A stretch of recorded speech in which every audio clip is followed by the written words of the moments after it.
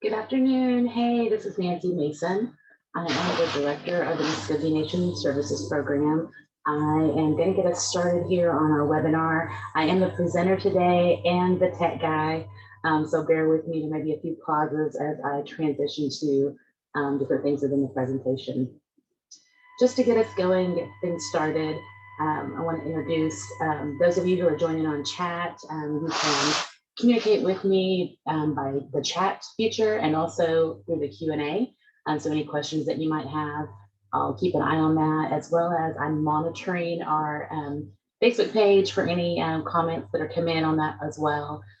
So I'll be checking there. So if you're watching via Facebook Live, you can make comments.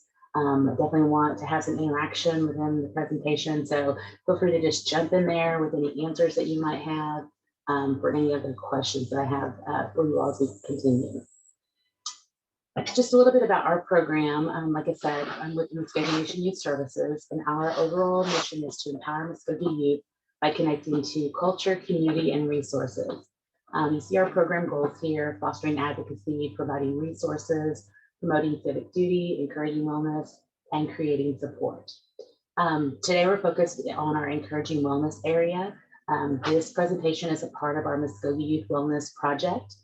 We have had workouts going on every Tuesday at 4. We'll have those through the month of March. And we also have one more webinar that will be presented on February the 3rd. I'm sorry, March the 3rd. I'm totally off of my months. That'll be one over emotional wellness. If you hear anybody, hear noises, it's my cat trying to get in the room where I'm at. It's crazy right now, so I apologize if you hear any crazy noises there.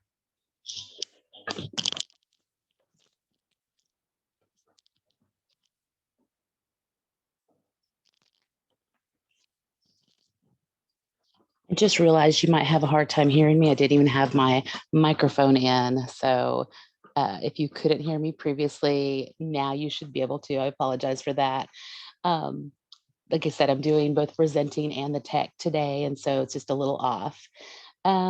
First, I want to talk just about social wellness. And so there's a couple of different things that we'll cover in this presentation. Some of those are understanding communication styles, understanding the elements of positive communication. We're going to focus mostly on active listening and being able to identify positive people and healthy activities in the community, being aware of social wellness resources, and knowing how to access those resources. So first up is communication styles.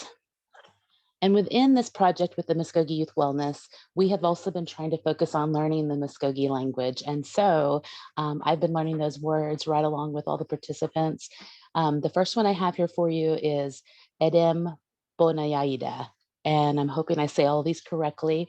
I had my good friend, Daryl Proctor II, help me with some of the translations. And he said that means to speak to each other. So that's communication, to speak to each other, is kind of what we're using for this presentation today. There are 4 different areas of communication styles that we're going to focus on. And as I did kind of preparation for this presentation, there's lots of different communication styles that are out there that people talk about. A lot of times people hear about passive aggressive, passive or assertive or aggressive communication styles. And that's definitely one way to look at those. I wanted to think about this a little bit more of the type of person that you're dealing with. And so what their style of communication is, and give some tips on how to communicate with them that might be effective for you. So those 4 areas that we're going to focus on is steadiness, influence, conscientiousness, and dominance. Our first one is steadiness. Some characteristics of someone who is in that area. This is kind of what I think of it as somebody that's the touchy-feely kind of person, that they're emotionally kind of invested in what they're doing. Usually they're very friendly. They have kind of a warm approach. They may be a little bit slower to accept and deal with change that's happening. They may have a hard time prioritizing because probably, and I know I've been in that area a little bit in my life, as far as that was my dominant style for a while, just prioritizing because you have so many things going on, trying to take care of so many different people I think of a lot of social workers sometimes in this area, not limiting that that's the only type of social worker. I just know a lot of folks in that field. And so that's what it made me think of as like I said, as I got information. There may be also difficulty with deadlines. And again, I think I take that back to like because they're doing so many things and really kind of thinking about that and like the impact of what they're doing and how that might affect someone. So that's just kind of my personal take on that.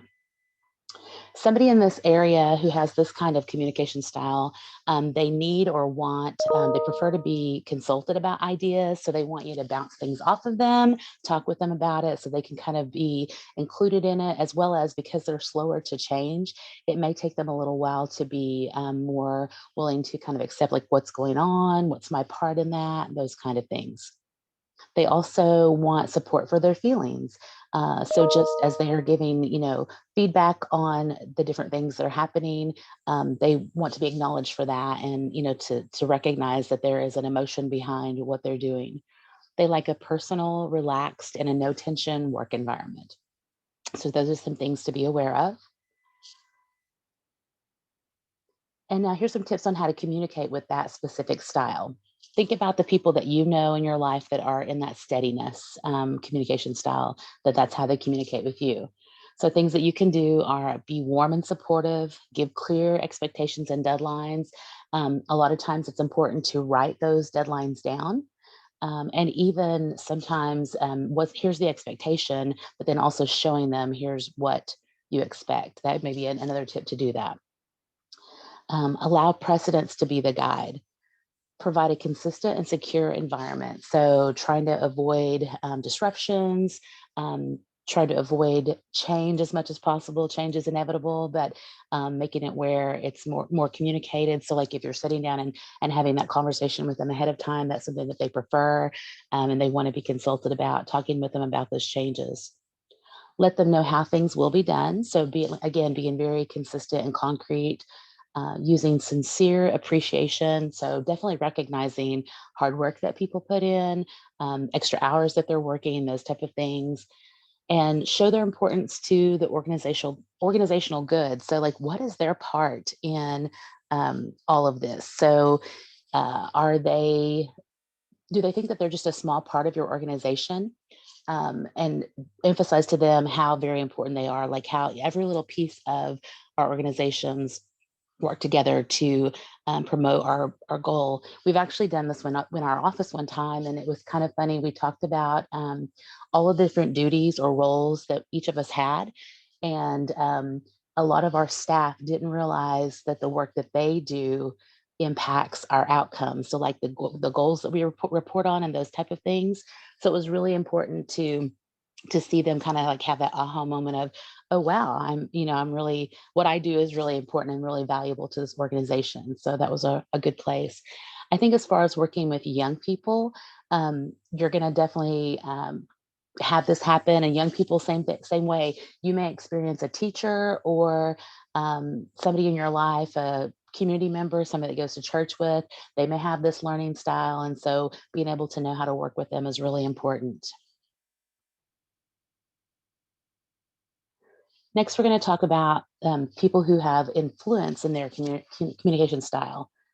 So some characteristics are they want to persuade or influence others. They have a need for the limelight.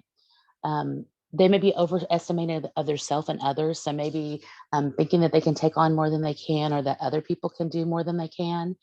And they may have an emotional response, and that may not be a good emotional response. It might be that, thinking that things are going to go well and they didn't. And so then they're very emotional in a negative way about that. So that is something to just be aware of. Then there's needs and wants that they have. They are motivated by excellence, principles, goals, causes. They want support for ideas. They like a stimulating, personal, friendly work environment. And I think as we talk about each of those, you're going to see yourself in each of these different communication styles. And that's important that we do have a little bit of each style, because we have to be able to work with different communication styles, as well as it's just a big part of us. Like there may be people who are like, that's one way, they're this way, and they're not anywhere else. But it's really good if you can adapt to some of the different communication styles and incorporate those into your own so that you can communicate better with others. Some things to do in working with an influencer and how to communicate with them better. Approach them informally. So maybe not at a meeting, but afterwards or on lunch. Hey, here's this idea that I have. Um, be relaxed and sociable. Let them verbalize their thoughts and feelings. So just kind of talk it out. I know sometimes I do that too, where I just have to like talk out the situation. And the person that's with me may not even say anything, but just they're there to listen to me and like let me process that through. So I know I do that sometimes myself. Keep the conversation light. So definitely focus on that part. Provide written details is also important. So kind of if you have an idea or a plan, maybe have that written down for yourself so that's something you could share with the influencer.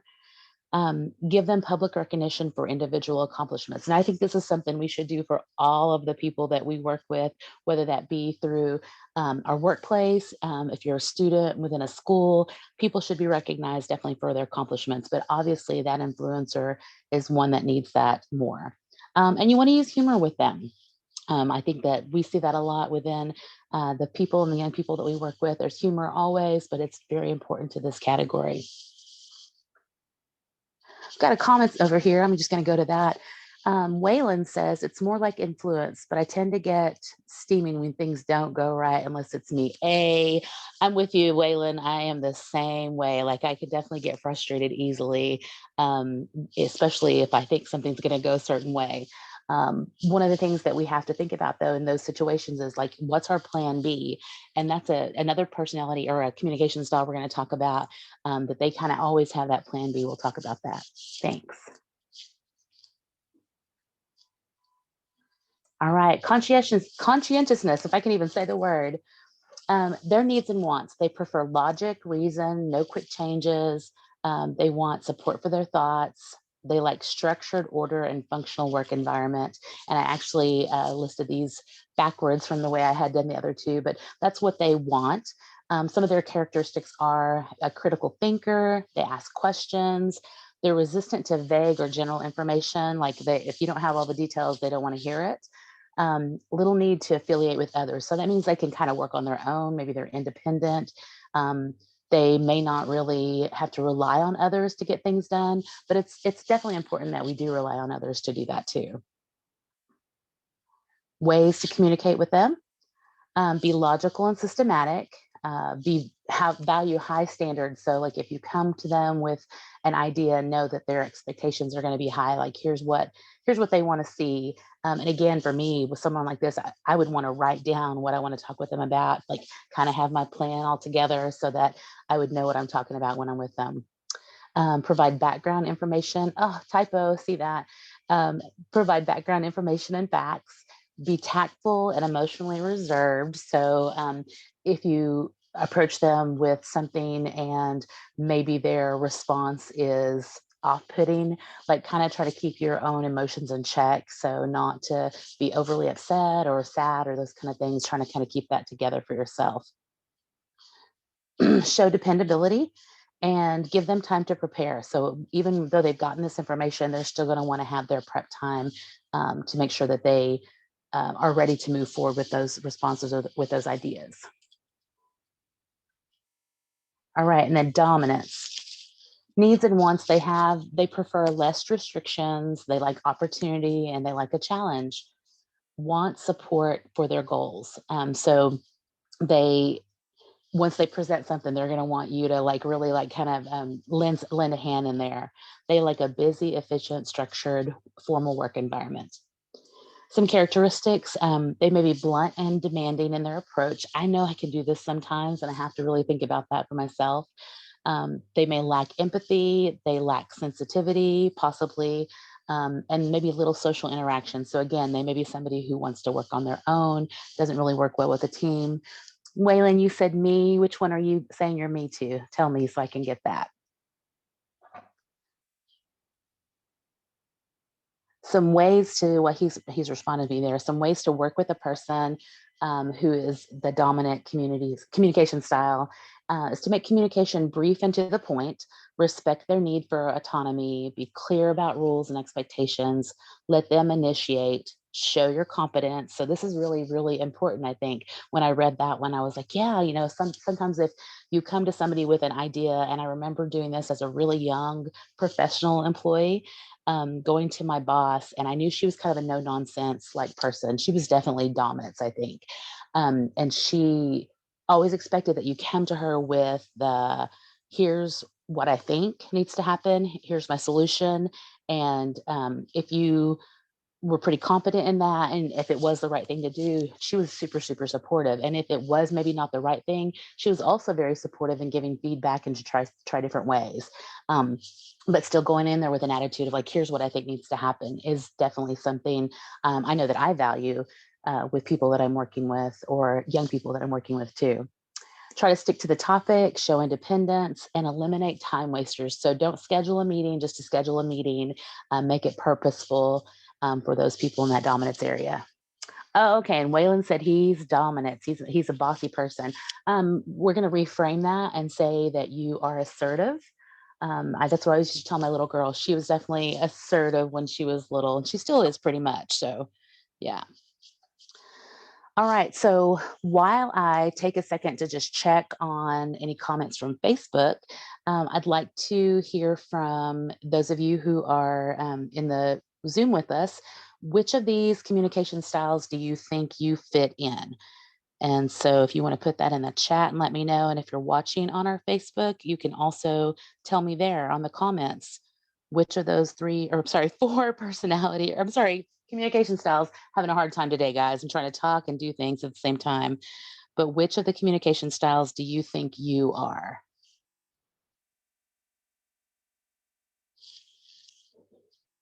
And we had dominance, influence, conscientious, and I have lost the first one. I'm going to go back up to the screen for you all. Steadiness. That was the other one. Gina says she's dominance. Waylon said he was dominance. I'm moving those screens on back while you guys are answering.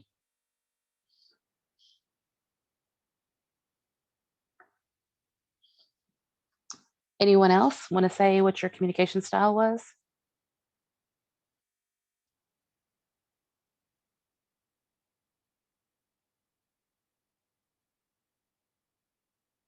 All right, and I don't see any comments. I finally got there on the Facebook page. So we will move on. Oh, Johnny said he's dominant too. Okay, got dominance. Ooh, so that's something to be aware of in that household with Johnny and Gina. They're a family, so they need to be aware of how to communicate with each other, right? As we all do. So barriers to communication, and I just put this quote: the biggest communication problem is we don't listen to understand, we listen to reply. But what are some barriers that you all think are out there? So, and when you're communicating with someone, what are some things that make that a challenge? How is it hard to communicate with them? And if you want to respond in the chat or make a comment if you're on Facebook. So Tima said distractions, definitely.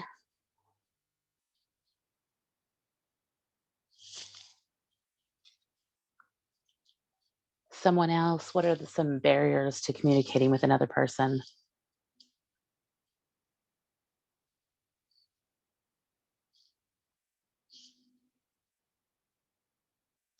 The other person, Mia says the other person. What do you all mean by that? What are some things that are about the other person that might be a barrier?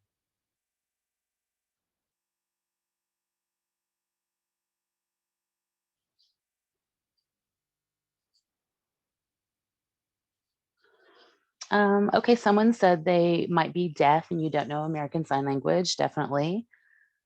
The person you're talking to just might not be listening at all. Yeah, I've had that. I have to say that I'm guilty of also having done that to people in the past, and currently sometimes still. Someone on Facebook, Marlon, said stubbornness. Yeah, that can definitely be a barrier to good communication. Um, Waylon says sometimes we just don't listen and want the thing done, and we want it done our way. You are right. He said pig-headed. He's from the country. I love Waylon. That is true, though. All right. Those are some good responses. I've got a few here that I just want to talk about. Distractions. So you guys talked about that a little bit. A noisy room, maybe there's a lot of people around, especially if you're trying to have like a really important conversation with someone. You don't want to do that in a busy location. You want to find a place where you can maybe close a door, or outside at a park, something where you can have a little more peace and quiet. Maybe a park that's not busy. Sometimes people use jargon. And what I mean by that is we sometimes talk in letters. I used to say that in the job that I was in. So um, I worked in child welfare. And so that might have been CW, and we talked about ICWA, ICWA, and they had all kinds of letters that we had to communicate in. And even in my job now, earlier today, I was talking with one of my staff members, and she had asked, what does this mean? And for me, it was something very common that we use pretty regularly. She's newer to our office, and so she had her own interpretation of what that meant. And so that does happen sometimes. On Facebook, they said, Johnny said descriptive and not getting straight to the point. That can definitely be something that is a distraction. Physical disabilities, language differences. Tima had said that maybe somebody who needs to use ASL, American Sign Language, and they can't communicate with us. Um, Sometimes I know, like sometimes if there's someone who has a physical disability, that may be also something that is hard for a person who hasn't had much experience working with someone who has a physical disability, to just like know how to communicate with them. I know we've probably all seen those like comedy sketches where somebody is blind, and so you start talking as super loud to them like they can't hear, and so just kind of misunderstanding what even the issue is, and that barrier for communication. There may be differences in the perception or the viewpoint. So kind of like Waylon was saying, maybe you had it one way that you were thinking things wanted to go, and the other person thought something totally different. You were going in two different directions. There may be emotional barriers or taboo topics. And so sometimes it's things that we are taught that we're not supposed to talk about. I think just a couple of examples that came to my mind when I was doing this presentation prep was just talking about sexual health. That is such a taboo with many communities, many families. And so being able to bring that up sometimes is really difficult. And then thinking about the different communication styles that folks have, and just that being one other barrier on that too. Another one is expectations and prejudices. So just maybe going into that with that. And then cultural differences. We're going to talk about next a couple of things around communication that can be cultural differences. Can anybody just right now offhand like think of something that might be different, that we as Native Americans and the ways that we communicate, that might not be the way that other groups of people communicate, something that's just kind of known for us, or maybe a stereotype about us? Let me give you guys just a couple of seconds to think about that and respond. Oh, Waylon says we speak the truth. He's been listening to his uncle. That's true though. Yeah, but I know a lot of very honest people. Sometimes when you don't even want to hear that honesty, right? Anyone else?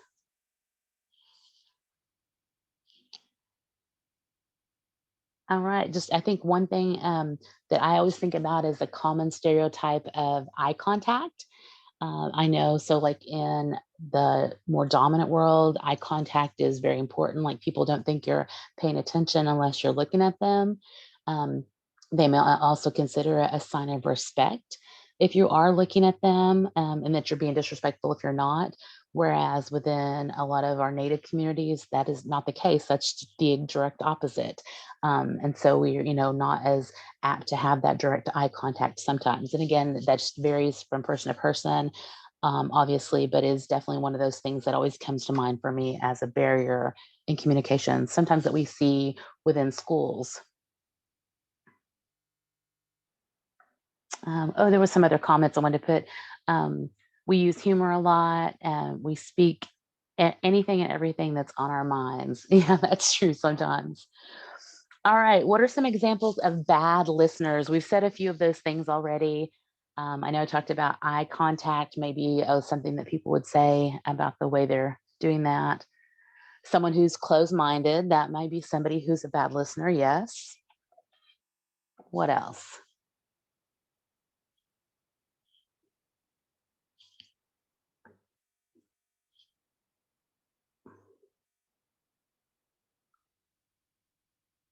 Someone who just walks away, yeah. What about someone who is on their phone while you're talking to them?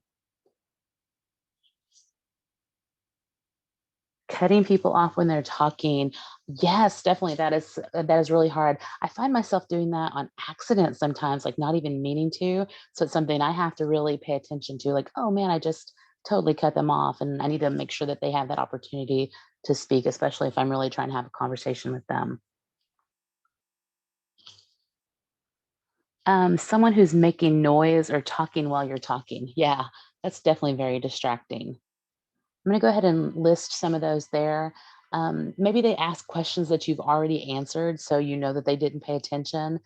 Again, looking at the cell phone, responding to messages on a cell phone or answering phone calls. That's a big pet peeve for me. If I'm really trying to have a serious conversation with somebody, I try to not to even look at my phone. Or if I know that I'm expecting maybe an important call, I'll let them know ahead of time, hey, if this person calls, I'm going to have to take it. Like if it's my kids' school or a doctor, things like that, but not just every call. That is so disrespectful to me sometimes. Someone who interrupts the speaker, they don't ask questions at all. So, like, you don't even get any feedback from them. Negative body language. So, maybe you're talking to someone and they're just like looking at you like this, not a nod, nothing. And so, just, sometimes having a little bit of a nod or acknowledgement is good body language. Someone who talks too much. Maybe they won't have a wandering mind or gaze. We had someone that commented that. Someone who keeps looking away, like in a distant. Yeah. There was another one here. Someone said, when I'm on my phone, I can listen sometimes. It's my way to being nosy without showing it. Oh my gosh. Okay. Now I have to look and see who said that. Waylon. Gotcha, dude. All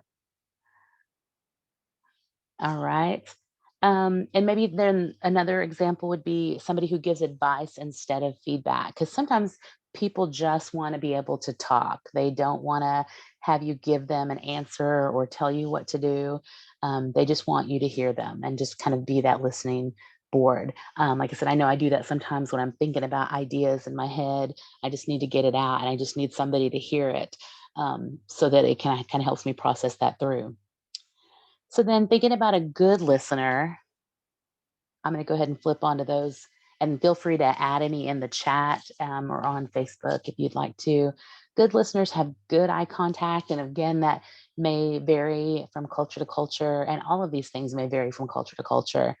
Asking questions to clarify, so saying something like, I hear you saying, and then repeating back what that person has said so that you understand exactly what they have meant by the words that they're saying. Someone who shows interest by nodding and smiling. I'm a nodder. And I know like sometimes even just presenting here online is a little bit difficult because I'm used to being able to make eye contact with somebody that I'm talking to and to have those little bit of nods back and forth of like saying, okay, yeah, they understand me, they're hearing me, and then having obviously someone who's able to just give verbal feedback versus having to type in the chats. So that's sometimes a difficult thing for me to know what's going on out there. Other things that a good listener does is they let the speaker finish their thoughts. They use positive body language again. So just kind of sometimes leaning in or those type of things is very helpful. Being non-judgmental. We had somebody say that that's a bad listener is judgmental or has closed views. They give good feedback, or they give feedback rather, and they pay attention to the speaker. Just in general, you know that they're listening to you and they know that they hear you. We have another comment here. It's a good listener is someone who doesn't talk back. They just say okay and have positive attitude. when I get mad. When I get mad, I usually forget. Yeah, that does happen. All right, active listening. So before we go into discussion about this, I have two things I want to do. So first, I want to teach you a couple words. And so the first one is Mabelhejida, and that means to listen. So that's kind of what I'm using for active listening. It doesn't necessarily mean active listening, but it means to listen. And then we're doing a bonus word. I know that a lot of you know, maybe because your mama had to yell it to you, Mabelhejis. And that's listen, like listen to me right now. So it's a direction that they're giving. So there's just a bonus word there. I am going to show you all just a little bit of a video clip. Well, I guess this is going to tell us the definition before we do that. Active listening is a way of listening where you focus entirely on what the other person's saying, verbally and non-verbally, to confirm your understanding of the content, the conversation, and the emotions, feelings underlying that message. Let me pause here. I'm going to do another share for you real quick. And this should have sound. If it doesn't, please let me know in the chat.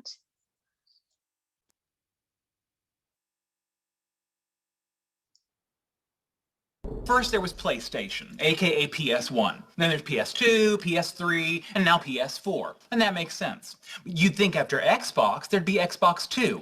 But no. Next came Xbox 360. And now, after 360, comes Xbox One. Why one? Maybe that's how many seconds of thought they put into naming it. Can you get the butter, please? Yeah. However, with the Xbox One, I can control my entire entertainment system using voice commands. Up until now, I've had to use Leonard. Then get the other one. Pass the butter. Hang on. I don't feel like you're taking this dilemma seriously. Fine, Sheldon. You have my undivided attention. Okay, now, the PS4 is more angular and sleek looking. No way! It's true, but the larger size of the Xbox One may keep it from overheating. Well, you wouldn't want your gaming system to overheat? No, see, well, you absolutely would not. And furthermore, the Xbox One now comes with a Kinect included. Included? Yes. Not sold separately. Although the PS4 uses cool new GDDR5 RAM, while the Xbox One is still using the conventional DDR3 memory. Why would they still be using DDR3? Are they nuts? See, that's what I thought. But then they go and throw in an ES RAM buffer. Whoa, wait a second. Who's they? Xbox. You're kidding! No, I am not. And this ES RAM buffer should totally bridge the 100 gigabit per second bandwidth gap between the two RAM types. This is a nightmare. How will you ever make a decision? See, I don't know. What should I do? Please pass the butter!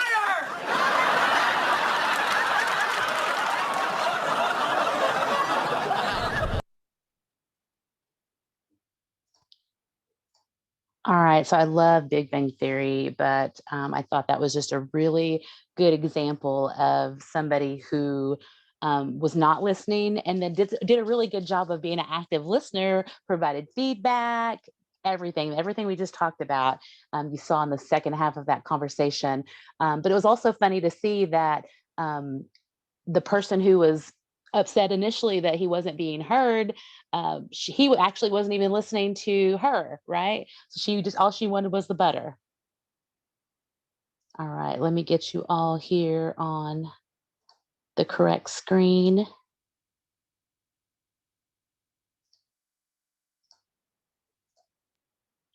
All right, we're caught back up, I think. Yeah, there we go. So I did have a question, if we could go over those words again real quickly. So just so all of you will know real fast, if you're one of my wellness participants, all of the lists, the words I'm going over, the Mvskoke words, are going to be in the Quizlet list that is posted in Band for week 11. So you can definitely get all those words there. But I'll say these again for you. Mabelhejida is to listen. And then Mabelhejis is like, listen to me right now. All right, we're going to move on. So here are some active listening skills. So the first one is close-ended questions. And so when I actually read this, I was like, wait a minute, is that right? Because I've always heard like close-ended questions are like not a good thing if you're wanting people to talk to you, communicate with you. However, they're very productive in being an active listener. So there may be times that you need to ask just a question that has just a short one-word answer. So like, what was his name? If you're having a conversation with somebody. So all they can do is respond with that one name, instead of saying like, what are some boys' names, which would be an open-ended question that allows that person to give multiple answers. So they give more of an in-depth and an open-ended question. So you want them to give all the details. So thinking about that, I always remember the open-ended just that makes them answer more than one word. And the close-ended is usually a one-worded answer. And then also paraphrasing or summarizing. So clarifying that the listener and the speaker are on the same page. You want to wrap up or summarize, clarify the understanding, and then move on to options. So as you're listening to that person, are they wanting to move to a different place in what they're talking with you about? So is there going to be an action that needs to happen? Or again, are you just listening so that they can have a place to vent sometimes? All right, you can use those active listening skills during a crisis.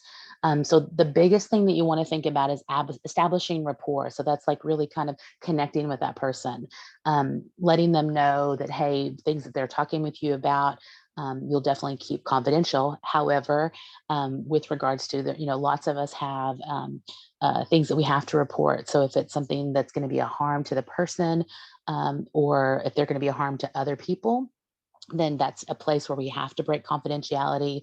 And even non-professionals should do that. So if you're a young person and you're talking to your friend and they want you to keep something secret, you could kind of take the same stance. I definitely will keep this private for you. However, if it's going to be something that's going to hurt you or someone else, then I have to help you get connected to an adult that can help you. So supporting them in that, talking with them calmly, and then just being that active listener and using all those different steps that we talked about. Explore the facts and feelings with them. Use those three parts of the active listening. So that was, wrapping up and summarizing, exploring options with them, and those type of things. Focus on the main issues. What do they need help with? Advice or just listen? Are they being realistic? I actually heard a young person just the other day say they were talking with somebody and they said, are you wanting advice or do you want to just me to listen? And I thought, how great, like for them to even think about that. Because sometimes that is all we want. We just want to vent. I don't need you to have a response. Just vent with me. Maybe, yeah, listen to me vent and maybe vent with me also. Other things to do are explore those options. So what do they want to have happen? Is it, again, do they just want to vent?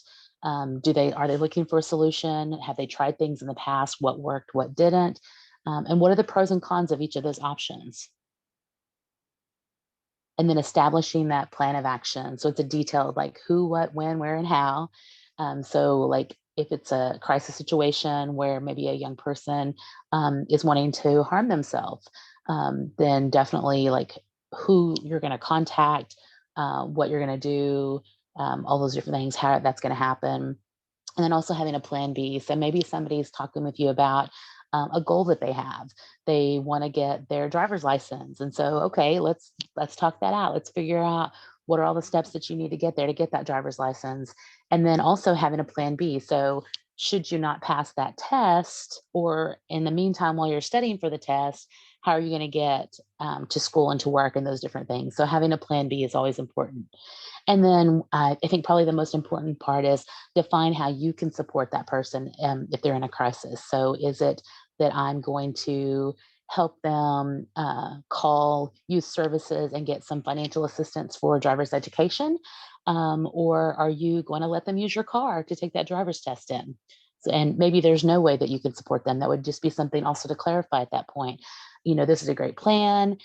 We got you connected here. This is all that I'm going to be able to do is get you connected, or, I'm not going to be able to help with this plan anymore. But being very upfront about that right there. All right, just checking the chat really quickly.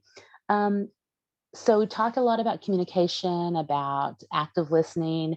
We also said today that we wanted to talk about how to get involved with positive people and healthy activities. And so I want to talk about interest versus hobby. So our first one here is an interest, typically something that you want to do. It may be from something that you experienced once and you just thought, hey, that was really cool. I'd like to try to do that. Um, but it's an intellectual pursuit only. So you really just like want to learn about it. You might make it an actual hobby or something that you do if you actually are active in it. And that's kind of the difference there. You see the definition of hobby, but overall, it's an active pursuit of an interest. So hobby is you're actively doing it, and interest is something that you're just wanting to learn about. And we have a Muskogee word to learn. So this is one that Daryl came up with me, and he may have consulted other folks on that too. But the word is momida alostat, and that's favorite thing to do. And that's kind of what we came up with for hobby. So again, momida ilestat. Momida ilestat. I almost said it wrong. Sorry about that. So this group in Pittsburgh, they actually did a survey in 2010 called the Pittsburgh Enjoyable Activities Test, and they did it in 3 different states. And they found that hobbies are good for you. Who knew? So things that come out of having a hobby is you might be in better physical health, regardless of if that hobby is health related or not. It may spur you to be more active, and so definitely having better health outcomes there. You have improved life satisfaction. So I know people that they do jobs that maybe they've been in for a long time, working in a factory, they work on a line. So it's kind of the same thing day over and that kind of thing. But in their free time, they perform in a theater group. And so that may be a hobby, but it's still something that they enjoy doing. It's an interest that they have. It's a hobby that they've pursued. And so they have life satisfaction from being involved in different things like that. There can be improved work performance. So because you're enjoying your life and life is so good, you're enjoying your job also. There's less stress when you have a hobby. You have more friends. Why? Because there are more people you're interacting with a lot. Maybe not if you have a hobby that's more a solo, like reading, things like that. But I would almost bet that you have ran into people at the library or have relationships with your librarians. Maybe there's online book groups that you're a part of. So there's ways that you can have an increased friend group regardless of the hobby that you're in. And you're also going to get more sleep. So because I think all that whole life satisfaction, everything's going really well, you can also feel more rested. And those were some of the findings of that survey. And I just thought those were really interesting and wanted to share those with you all. So how do you find a hobby? So the first thing you want to do is look at your childhood activities. And I know for those of you who are young people listening in right now, what are some of those activities you're doing still today? So even if it's an adolescent activity, I know Waylon loves some basketball. That may be something he pursues as a career one day, but I would definitely bet that he at least has it as a hobby throughout his lifetime because that's something that he really enjoys. There may be things that you did as a child, like different activities, Girl Scouts, those kind of things.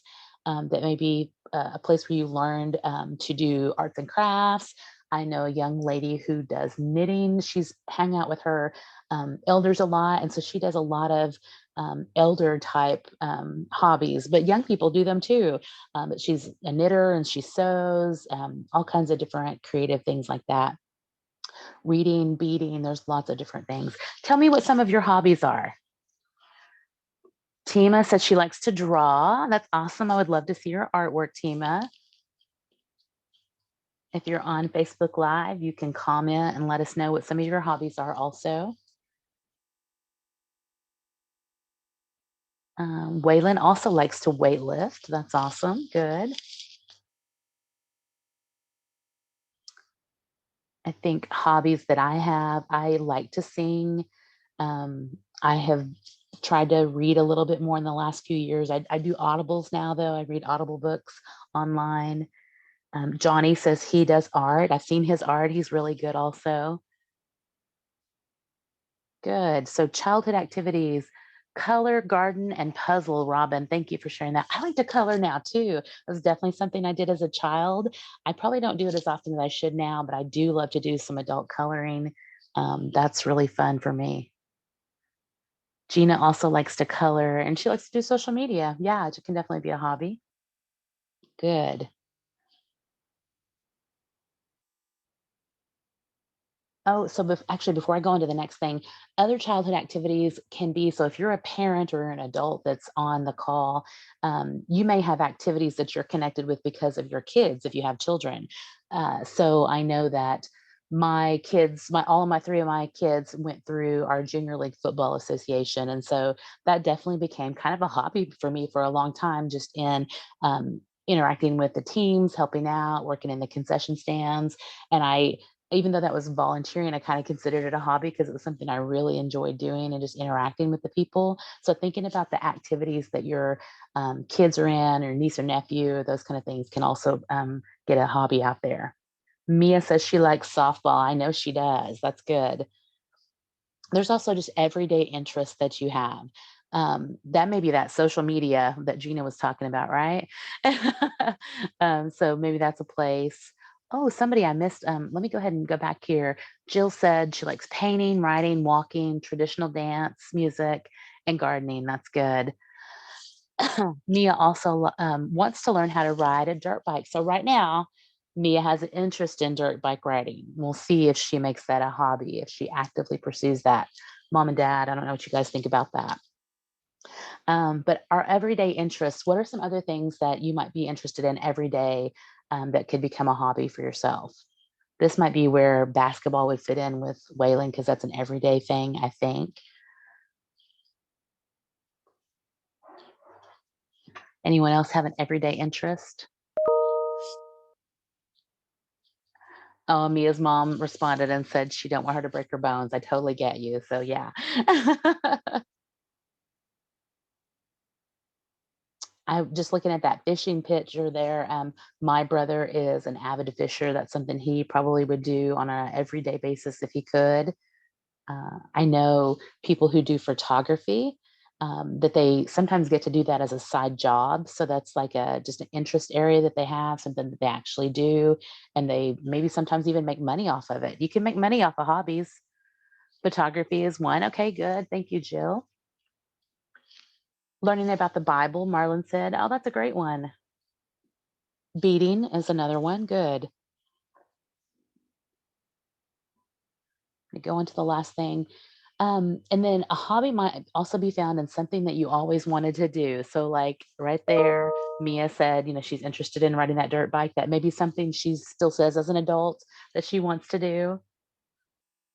Johnny says he would like to learn how to bead and make ball sticks. Yeah, that's something I always want to do. Something I have always wanted to do was be a rapper. Just not always, but I really like in my mind, I can hear rap lyrics. But if you were to ask me to do a rap, it would not be okay. So I always say pretend I would be a rapper. Jill said she would like to play guitar. That's exciting, interesting. Those are definitely good hobbies. Oh, and somebody said, I missed that one. They would like to get back into writing. Um, I used in high school. I'm guessing that was from Gail. Mia would like to do acting. Awesome. Oh, so those would be awesome, really good ideas and hobbies that may even turn into careers for a lot of you, or at least something on the side. Waylon said he wants to listen to Jay and Mahi talks to Jotty. That's a good hobby. That's something you may be pretty good at that soon too. All right, so there are other ways to find hobbies or be involved in your community. So those are healthy activities, things that you can do to be engaged. Can somebody give me some ideas of what some of those might be? Oh, wait, but before you do, actually go ahead and start putting them in the chat. I want to teach you a couple of more words. So there might be meetings out in the community that you want to be a part of. And so we're going to learn naguftida, naguftida. So that's meeting. And then another word that we chose is idogogida, idogogida. and that's to gather together. So that might be different groups of people. It might be church. It could be a parent-teacher organization. They might be having a meeting, or they might be gathering together. Okay, so some ideas: commissions, parties, petitions. Definitely, those are ways to be engaged in the community. Volunteering is definitely a way. I see that now too.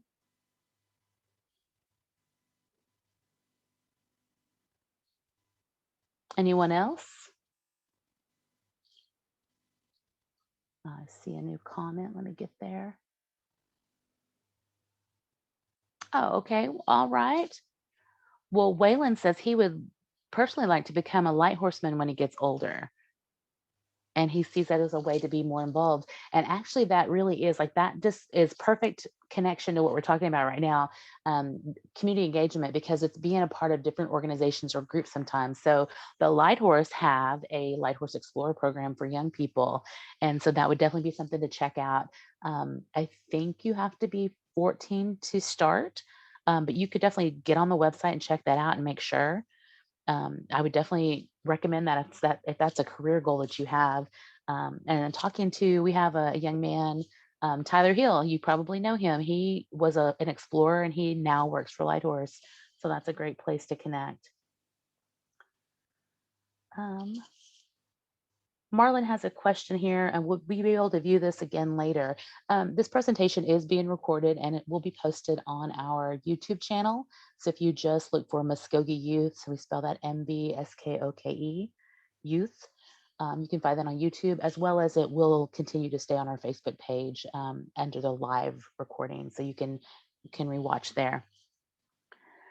Jill said she would like to take some classes, or that might be a way to take to be engaged in the community, is taking classes. Definitely, those are really good ideas. I'm going to go ahead and just throw this up here because there's a ton of ideas that you can be involved in the community. Mentioned religious things, obviously being involved in sports. There's theater, neighborhood associations, hobby groups. So maybe a book reading club, or I know that there's a group in Okema that they get together and quilt. So that's another place to be engaged. There may be support groups, like if you're a foster parent or if you're attending Alcoholics Anonymous, that's another place to be engaged. Maybe you're an alumni of your school or organization. Fraternities and sororities, those are, I think a lot of people hear about those for in college and that kind of thing, but there's actually lifelong commitments sometimes to a lot of those. And so you may still be a part of a fraternity or sorority even when you're older. Parent groups like PTA or PTO, fan groups. So your favorite band might have a fan group that's local that you can communicate with, or maybe even connect with through Facebook and those kind of things. There are civic groups like the Elks and those type of groups that might be possibilities. Looks like we have a little bit of a typo there on the ethnic cultural activities, but so with the language program, they sometimes have different communities that host language classes. So that's a way to be involved. The Mvskoke Nation Youth Council would be another opportunity for young people to connect with. There's national organizations like PETA and those type of things. Arts, music, educational, social justice. Obviously, that's a big area that folks are being involved in right now. And so definitely a place to engage. And then just even environmental opportunities to preserve the environment. All right. So I'm going to just end this part of the presentation with this quote. I was thinking about, like, for me, hobbies and just being engaged in the community, it's something that brings happiness to me.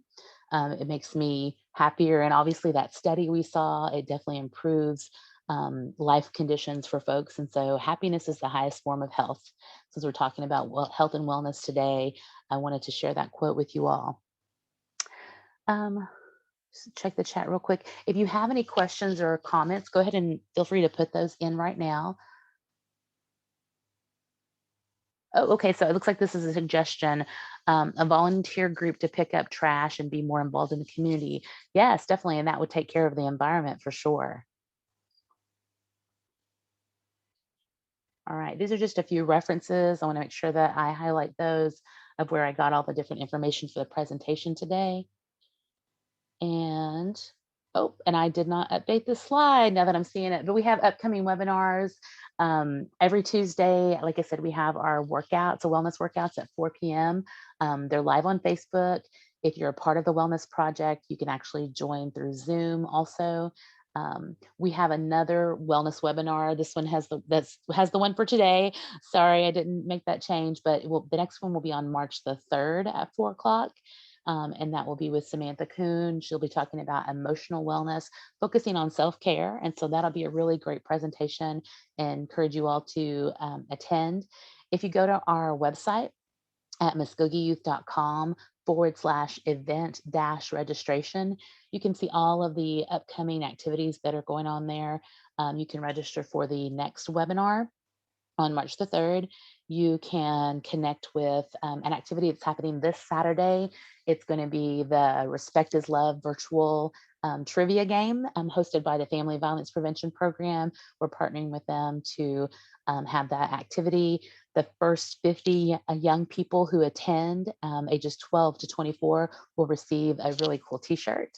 And there'll be other prizes as well. And then we also have another activity on that page. It's called What's Your Plan? And that is for seniors in high school to help them get to college. There'll be a scavenger hunt they'll complete after the event and can win $100 if they're in the top 30 that have completed that scavenger hunt. Okay, I have a question here. All right, we got a woohoo for Sam Kuhn coming up. And before we go, what's my summary of social wellness? Waylon, you always ask me these tough questions. No, I'm just kidding. I think for me, overall, social wellness is about connections. So whether that be in having better communication with folks, connecting with them better, that's a part of social wellness, but being engaged in the community, being engaged in healthy activities, connecting. And so I guess that I would say overall it's connections. Hope that helps, or hope that answered that for you, Waylon. Thank you for your questions. I appreciate you. All right, just to wrap things up, here is our contact information. If you have any questions about the presentation today, you can contact me, Nancy Mason. There's our phone number, our main email address, and our website. You can go to the events page and check out, again, like I said, our upcoming webinars and activities that are going on for Muskogee youth and all Native youth. Thank you for joining us this afternoon. Everyone have a great day.